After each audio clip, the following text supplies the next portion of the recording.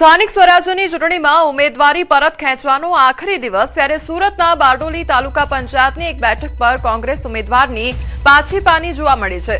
કડોદ 2 તાલુકા પંચાયત બેઠકના કોંગ્રેસ ઉમેદવારે ફોર્મ પરત ખેંચ્યું છે તો કોંગ્રેસ ઉમેદવાર હેતલબેન ચૌધરીએ અગાઉ ઉમેદવારી નોંધાવી હતી અને કોંગ્રેસે ફોર્મ પરત ખેંચતા ભાજપ ઉમેદવાર જાગૃતિબેન હળપતિ બિનહરીફ રાજકીય ગરમાવા વચ્ચે ભાજપમાં ઉત્સાહ તો કોંગ્રેસ કાર્યકરોમાં ભારે રોષ જોવા મળી રહ્યો છે। મામલતદાર કચેરીએ ભાજપ અને કોંગ્રેસના ઉમેદવારો વચ્ચે બોલાચાલી પણ થઈ છે। તો છેલ્લા દિવસની આ પરિસ્થિતિ જોવા મળી રહી છે જ્યારે કોંગ્રેસના કાર્યકર્તાઓ દ્વારા ફોર્મ પરત ખેંચવામાં આવી રહ્યા છે એક બાદ એક અને તેના કારણે કોંગ્રેસના કાર્યકરોમાં ભારે રોષ પણ જોવા મળી રહ્યો છે। વડોદરા, અમદાવાદ અને બારડોલીની એ તસવીર કે જ્યાં એક બાદ એક કોંગ્રેસના ઉમેદવારો દ્વારા પોતાના જે ઉમેદવારી પત્ર છે તે પરત ખેંચવામાં આવી રહ્યા છે જેના કારણે ભાજપ તે બેઠક પર બિનહરીફ જીત પ્રાપ્ત કરી રહ્યું છે અને તેના કારણે કોંગ્રેસના જે અન્ય કાર્યકર્તાઓ છે તેમનામાં ભારે રોષ જોવા મળી રહ્યો છે। સુરતમાં મતદારો માટે બદલાવ છે કુમાર કાનાણીનો મિજાજ। તમારો ગજબનો પ્રેમ મને ન ગમ્યો, મતદારોને એક સરખો પ્રેમ રાખવાની સલાહ આપવામાં આવી છે।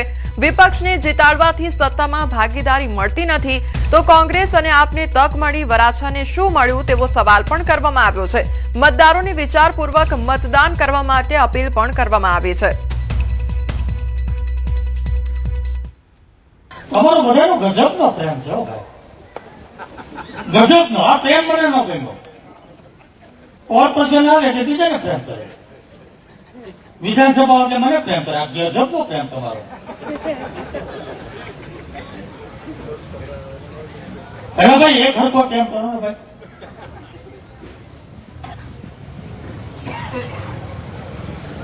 હું તમને પૂછું છું, 5 વર્ષ કોંગ્રેસ રહી, આપનો ફાયદો શું થયો? અમારે શું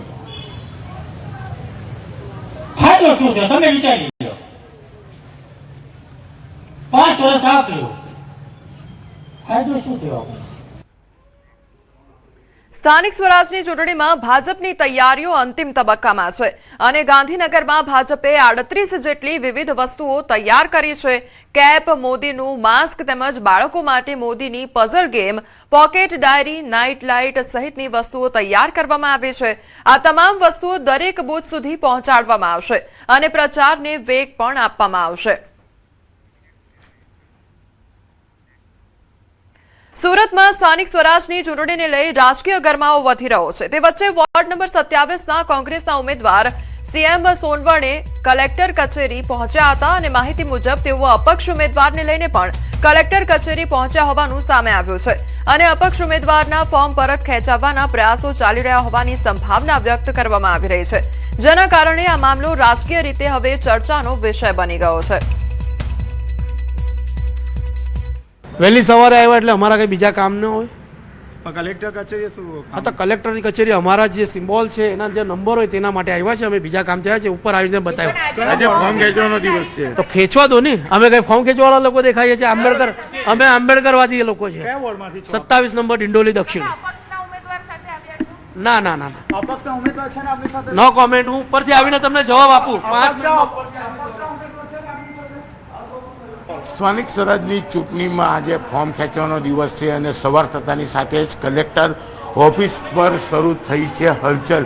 કોંગ્રેસનો એક ઉમેદવાર અપક્ષના ઉમેદવારોને લઈને આવ્યા છે। કહી શકાય કે સીધી ભાષામાં પૂછતા તેમણે કીધું છે કે અમે સિમ્બોલ માટે આવ્યા છે, પણ ચોક્કસપણે કોંગ્રેસના ઉમેદવાર અપક્ષને લઈને પોતાના ફોર્મ ખેંચવા આવ્યા તેવી શક્યતાઓ દેખાઈ રહી છે। એટલે કે આજનો દિવસ ફોર્મ ખેંચી સત્તાધારી પાર્ટીને બિનહરીફ જીતાડવા માટેની જે કવાયત ચાલી રહી છે તેની શરૂઆત સુરતમાં સવારથી જોવા મળી રહી છે।